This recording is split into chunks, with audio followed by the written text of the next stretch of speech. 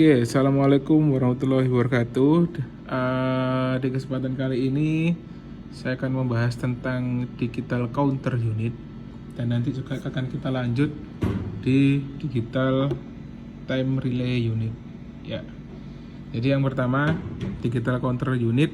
Di sini ada beberapa fungsi. Jadi counter ini ibaratnya itu menghitung terlebih dahulu baru melakukan aksi. Jadi kalau kalian pernah tahu ada conveyor, kalau kalian nggak tahu conveyor gini aja lah gampangannya. Eskalator lift ya.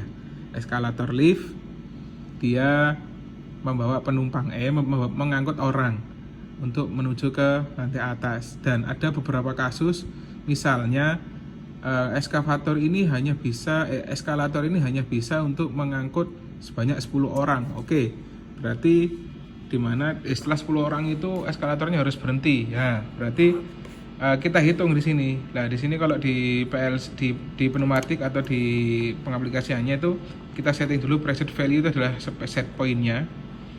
Jadi kita setting sebanyak 10 sudah selesai lah. Ketika dia orangnya sudah dibawa ke atas pakai eskalator menjadi 10, otomatis kontrol unitnya berpindah. Yang awal mulanya dari 1 ke 2, akhirnya pindah 1 ke 4, yaitu pindah posisi ke normally open, seperti itu.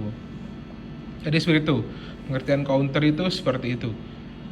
Dia mengcounter jumlah yang kita inginkan sampai berapa, habis itu dia melakukan aksi.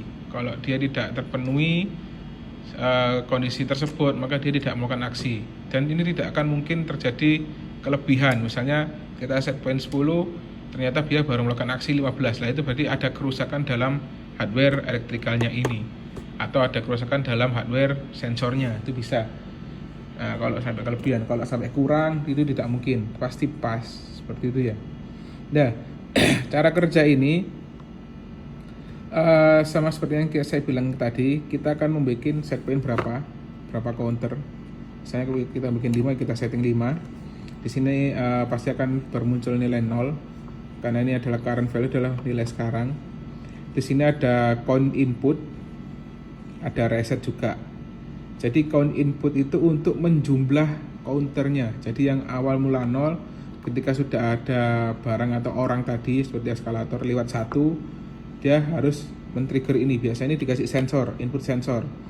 Biasanya kalau sensor yang kita gunakan, kalau hanya sensor untuk yang fisik lah, maksudnya yang dia kontak berinteraksi atau contacted lah istilahnya, itu pakai limit switch bisa.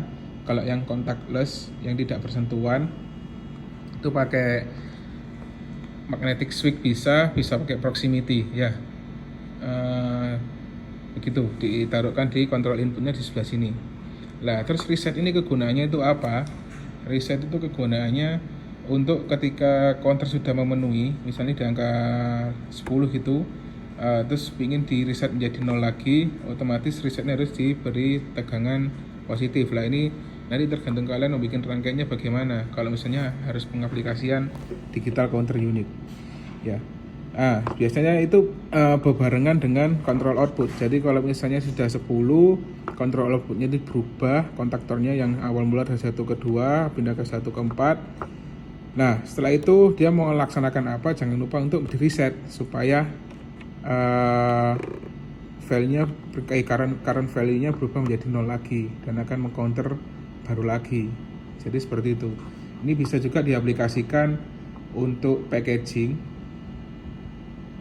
Terus juga bisa diaplikasikan untuk lain-lain lah, untuk melaksanakan aksi beberapa kali terus habis itu diapakan lagi gitu ya. Jadi kalau yang saya pahami itu untuk masalah packaging aja.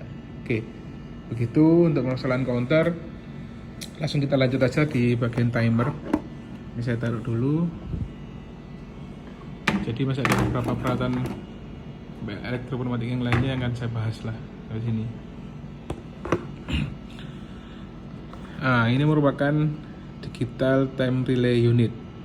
Di sini adalah biasanya biasa kita sebut dengan timer. Ya. Di timer sini itu ada on time delay atau off time delay. Jadi ketika ini aktif, ya, ketika ini aktif, kita setting dulu kita mau berapa detik. Ini pakai yang ini satunya detik ya. Jadi kita aktifkan, terus kita rangkai di mana kalau on time delete pingin seperti ini setelahnya itu. Saya kepingin alat ini nyala selama berapa detik gitu. Ya. Terus kalau yang off time delay, saya kepingin alat ini hanya mati beberapa detik, nanti nyala lagi. Seperti itu bisa. Dan untuk rangkaian kontaktornya juga seperti ini. Sama, kalau yang di sini dua blok itu, ini kalau sini kamarnya berbeda-beda. Di sini itu yang dua blok awal ini adalah nyambung NO, yang di sini adalah nyambung NC. Bawahnya juga seperti itu. Yang membedakan adalah yang atas adalah on time delay, yang bawah adalah off time delay. Seperti itu ya. Oke, terima kasih.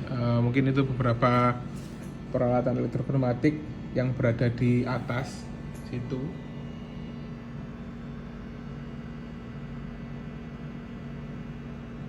Yang bakal nanti pasti kita akan gunakan sebagai pembelajaran ya. Mungkin setelah ini materi yang akan saya lanjutkan adalah perkenalan tentang beberapa komponen elektropneumatik. Terima kasih.